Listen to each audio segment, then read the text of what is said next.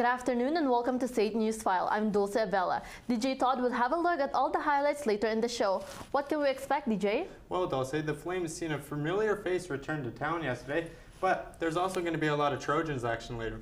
That's good. Well, Keith Driver has been braving the weather outside. Keith, what's happening out there?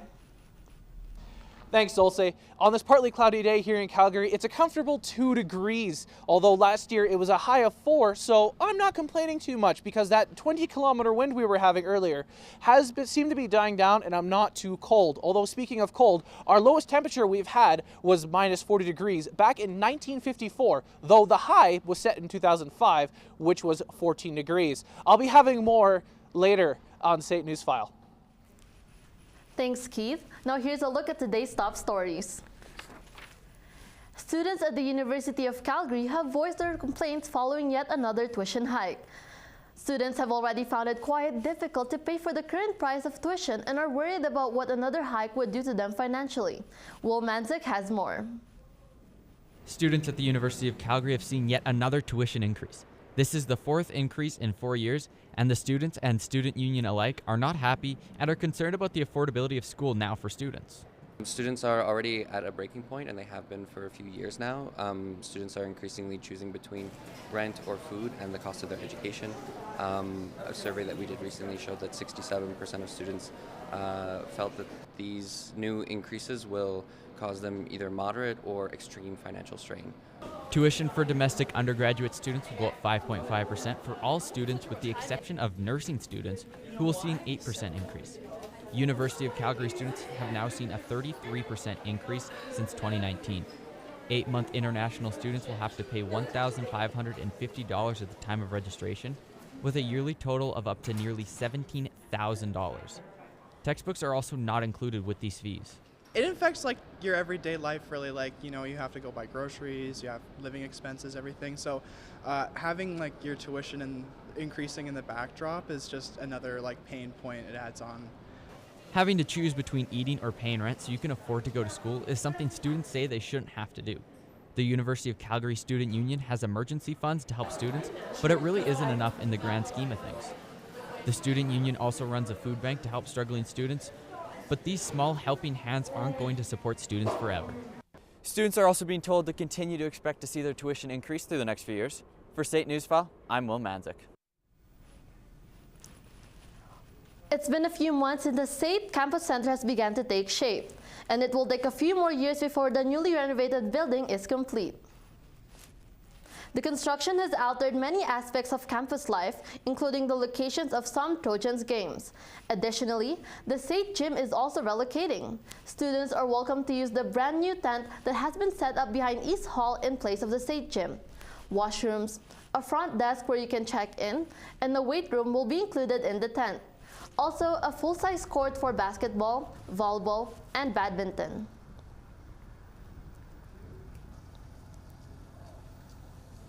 While students are happy with both the programs and instructors that SAIT provides, many are growing frustrated when it comes to on-campus parking. Colton Pankyu is out covering this story and joins us from the SAIT campus. Colton, it seems as though students are not happy when it comes to parking. Well, Dulce, on top of pricey tuition fees, students are in the belief that on top of pricey tuition fees, parking is far too expensive. While students are happy with the programs and instructors SAIT has to offer, many are growing frustrated with the school's parking system. The overwhelming majority of students are in agreement that, on top of pricey tuition fees, the price of parking is simply too much. The price is pretty steep, I would say. The price of parking isn't the only issue either. During the fall and winter semesters, it can be tough for students who drive to find a parking space for their vehicle. For some, these issues can be solved by using city-provided transportation, such as buses or the C-train. But for others who don't live near these services, they can be forced to spend plenty of time just looking for a parking spot. Over there's some days you can't even get into the parking lot because people don't know how to park properly, so finding parking is quite hard sometimes. I'm almost just forced to come here all the time. While most of SAIT's parking lots require students to pay before parking, there are a select few that don't. In an effort to forego parking fees, many students attempt to get away without making a payment for the day. However, this more often than not results in a ticket that is even more expensive. So if they didn't pay, if nobody's paid, like parking without paid, they get $45 ticket. Yeah, I know, quite expensive, but there is no difference, just the same amount.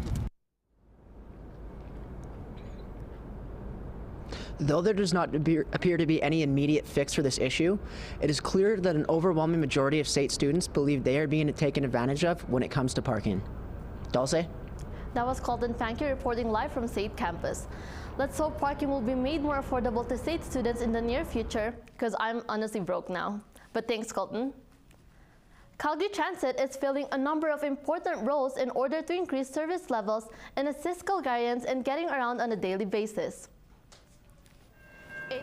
Transit drivers are being sought by the city this year in an effort to reduce attrition and return transit service to pre-pandemic levels, Calgary Transit announced. Calgary Transit announced that it will be hiring 400 bus drivers over the next 4 weeks and another 400 before the end of the year. It is not just concentrating on increasing system efficiency, it is also prioritizing passengers' sense of safety. I know that we're pairing up with a number of teams in Calgary, City of Calgary Security, also our police department, to encourage people to use our system and have that presence available to them. We've also And among other perks, new hires will have access to the city's pension plan. So if you're looking for a job, you might want to check that out because the hiring process just got underway. The Alberta government has announced that surgical wait times will be lowered in the province.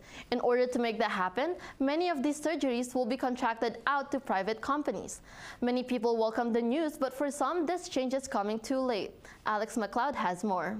So as soon as I got diagnosed, I went on the list. I'm still on the list and I've not got a call. And that was October of 2021. When the Alberta government announced the plan to decrease surgical wait times in November, it brought relief to some. But for Paul Bowen, he knew the plan was coming, but it was still too long to wait. I needed to explore this and take care of this for my quality of life, for the ability for me to spend the time with my kids who are still very young. Bowen flew all the way to Montreal at his own expense and got the surgery done there. It wasn't cheap. Bowen had to shell out $50,000 of his own money. Now, Canadian Surgery Solutions will offer more than 3,000 additional hip and knee replacements here in Alberta, and the government will pick up the tab.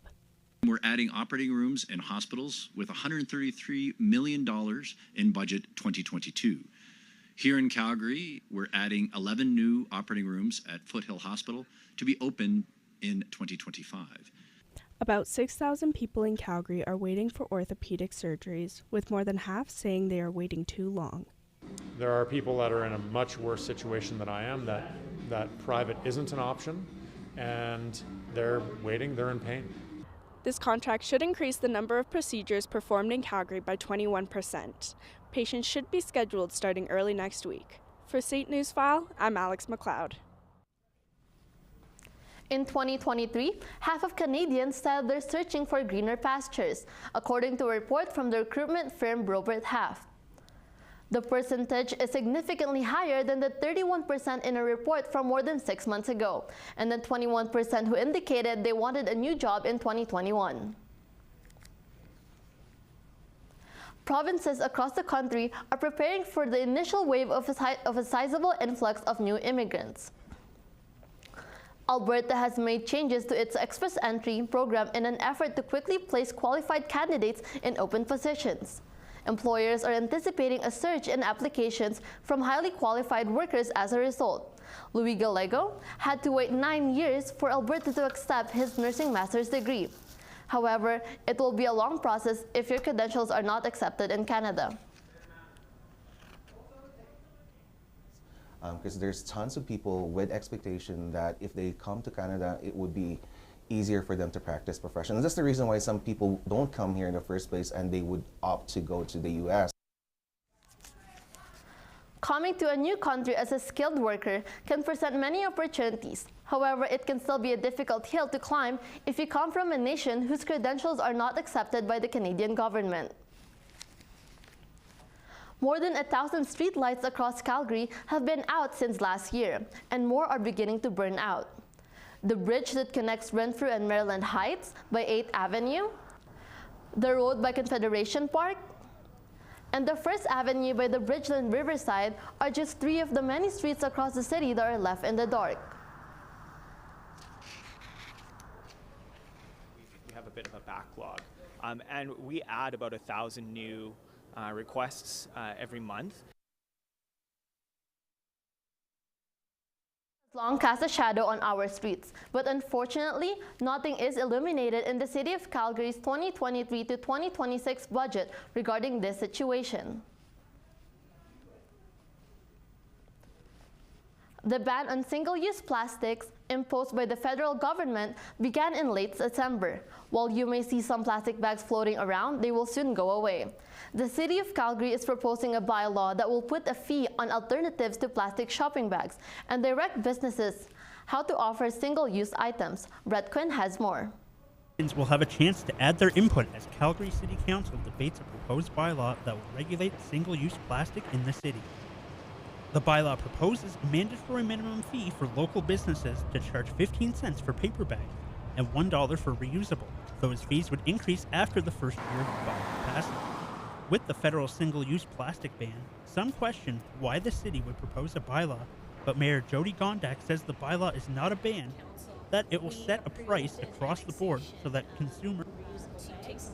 I think really what it offers is a consistent message for consumers to say you can anticipate that this will be the charge for a reusable bag or that this will be a charge for a single-use bag. And I think that's important for people to know what they're expecting at all businesses in Calgary. But for small businesses like coffee shops, it will restrict them from leaving out things like stir sticks and napkins for customers and would make those by request only. But some don't mind because it will be good for the environment and signal some sort of climate action. Challenging in these times, especially, and kind of this post-COVID economic growth that we're seeing, can be a small detriment to that. But ultimately, you like to believe that the city council is looking to do something for you like to imagine environmentally better actions. And if the bylaw is to pass council, it will take effect in January 2024. So make sure you have a few of these handy so you won't be overcharged. For SAIT Newsfile, I'm Brett Quinn. Those are today's top stories. We'll have your full forecast after the break. But first, Keith Driver has a look at what's going on around Calgary this week. Come find your people at the SAIT Club Expo. Take up a new hobby, make new friends, and get out of your comfort zone from 10 a.m. until 2 p.m. in the Stangrad building. Bring your resume and have it looked over by professionals who can help guide you to your dream job at the Calgary Career Fair, January 25th at the TELUS Convention Center. Banff Snow Days offers enjoyment for everyone with snow sculptures made by artists from across Canada and various events happening around the town site. These days will come to an end January 29th. Rediscover the magic of Saturday morning cartoons with the Queen's Cartoonists at Arts Common, January 29th. Tickets range from $39 to $59. See winter driving at its finest with Nitro RX. Rally race February 4th and 5th. Tickets are $38 per day or $64 for the weekend.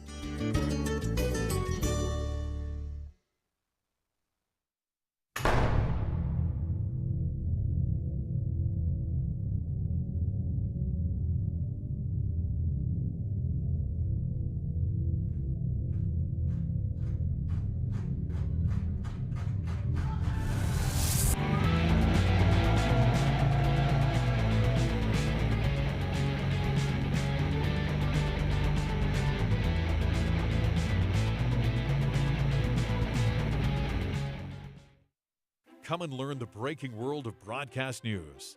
Find your passion to investigate, write, shoot, edit, and deliver the stories of the day.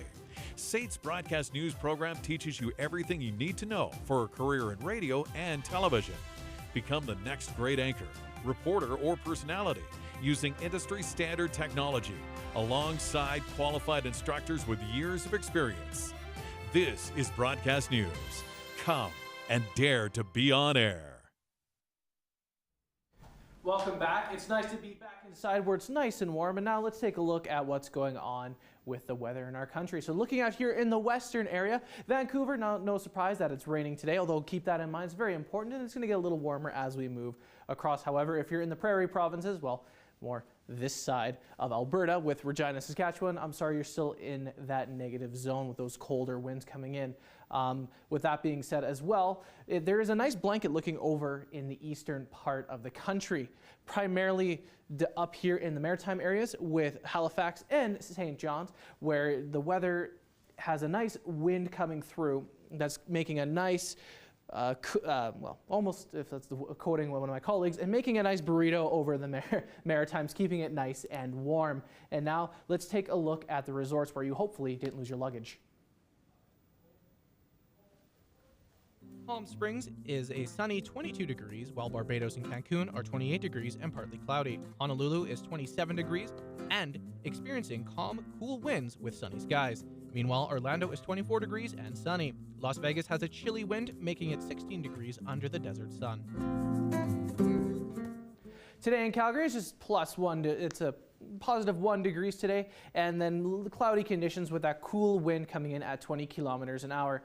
Tomorrow we are looking at a bit of snow, but don't let that get you down, because coming a look at the rest of our province here today, the only really big cold spot right now is Fort McMurray, where it's a little cold at that -3 mark, and expecting some snow coming especially down towards Edmonton, where you get a little bit of that. However, remember that rain I was talking about earlier in Vancouver? Well, that's going to slowly, that moisture is going to be slowly coming its way over the mountains and then coming right back down into southern Alberta as a nice Chinook, eating away a lot of that snow. So don't need to worry about it too much. However, if you are thinking about going out to the mountains, do be careful, because that warmer weather is going to make a high risk of avalanches. Looking at our 5-day forecast here in the city of Calgary, tonight we're going to have a little bit of rain with some snow mixed in, but do be careful, because as you see on our lows going throughout the rest of the week, we are in those negatives, so there are high risks of that black ice. And then the weekend is going to be a little cooler. Well, speaking of cool, we're going to be going to a break and talking about sports.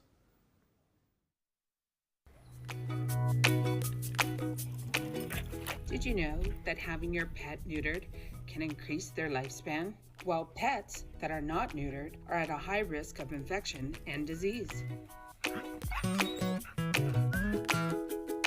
When adopting a pet, the Rescue Friends Animal Foundation pets available for adoptions are already neutered. Adopt your own neutered pet at Rescued Friends. Come and learn the breaking world of broadcast news. Find your passion to investigate, write, shoot, edit, and deliver the stories of the day. SAIT's broadcast news program teaches you everything you need to know for a career in radio and television. Become the next great anchor, reporter, or personality using industry standard technology alongside qualified instructors with years of experience. This is Broadcast News. Come and dare to be on air. Welcome back to SAIT Newsfile. DJ Todd joins us now for a look at the latest highlights. DJ, what can we expect from the sports world? Well, we've seen a familiar face return to Calgary yesterday, but first, I have some Trojans. The Trojans basketball teams return home over the weekend with some mixed results. The men's proved to be way too much for the Olds Broncos, nearly doubling them up 117-66, with their star backcourt of Marcus Masters and Charlie Connor combining for 43 points on the night. As for the women's team, they didn't fare so well in their return to home, getting overpowered by the Broncos center Michaela Rose's impressive 20-point double-double that included 10 big rebounds. Both Trojan squads will head to Red Deer next weekend to take on the Kings and Queens. Last night, the Saddle Dome was buzzing full of mixed emotions as Johnny Gaudreau returned to Calgary. For Gaudreau, being the competitor he was all business once the puck hit the ice. The former Flame would make his presence known early, breaking through the Calgary defense and making it like it was written in a movie and a penalty shot. Unfortunately for Gaudreau, Dan Vladar would play the villain, denying his former teammate. Early in the second, already up 1, Nazem Kadri would find himself all alone in the slot, beating Corpusalo short side, doubling the Flames' lead. But just over 8 minutes later, Gaudreau would make it nice and easy for Kirill Morshenko to beat Vladar over the glove. Then shortly after, Johnny Hockey would find former Jet Patrick Laine in his office for a one-timer, sneaking into the Calgary net, tying the game at 3s.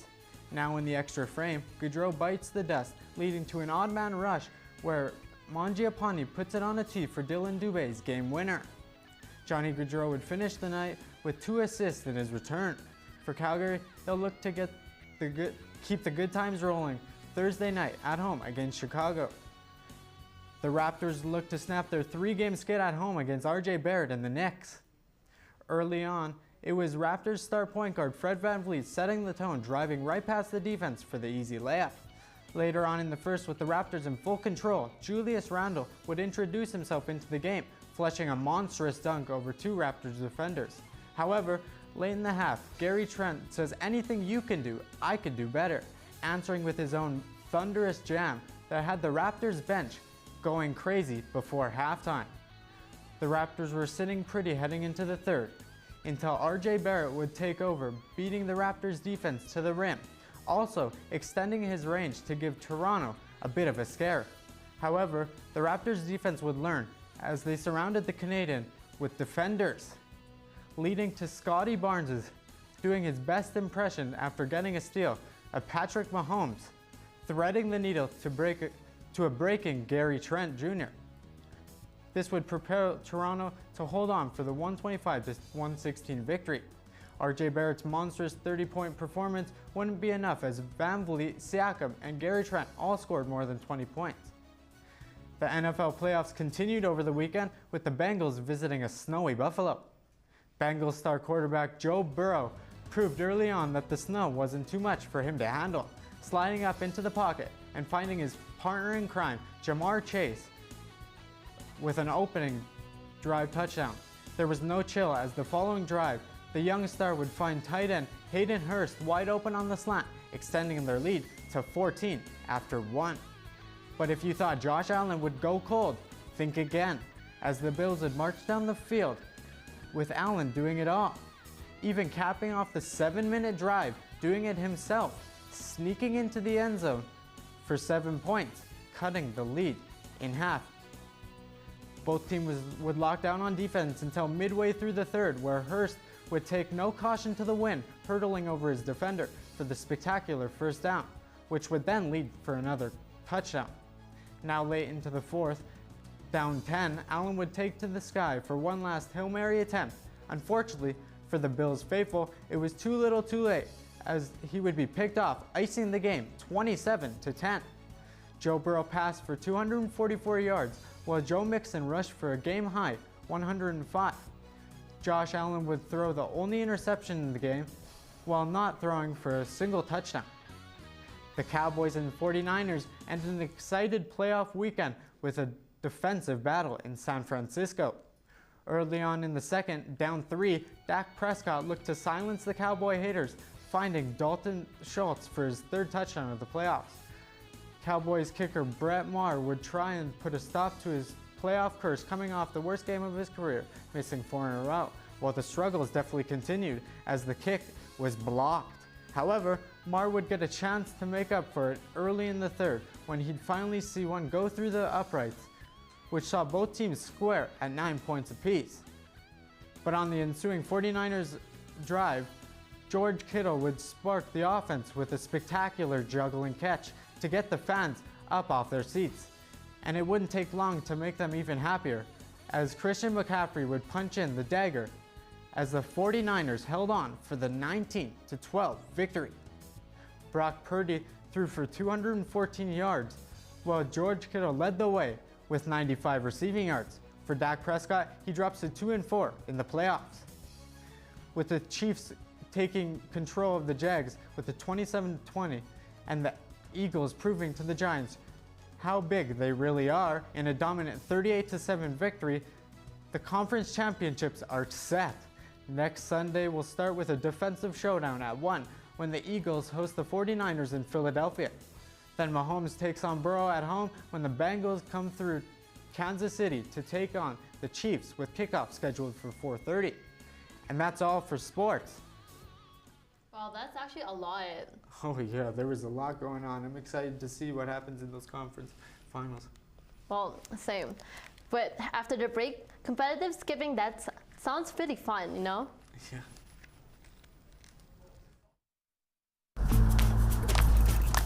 Welcome home. What took you so long?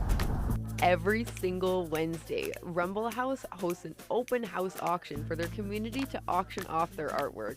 Beginner or experienced, Rumble House invites artists of all skill levels to participate in their weekly events. To get involved in our events, call or text 403-629-7424. 403-629-7424. Or check us out on Facebook for more information. Come and learn the breaking world of broadcast news. Find your passion to investigate, write, shoot, edit, and deliver the stories of the day. SAIT's broadcast news program teaches you everything you need to know for a career in radio and television. Become the next great anchor, reporter, or personality using industry standard technology alongside qualified instructors with years of experience. This is broadcast news. Come and dare to be on air. Well, most of us learn how to skip when we are just young, but some people never lose the urge to jump rope. John Bello reports on Chloe McCallum, mild-mannered TV student by day, competitive skipper by night.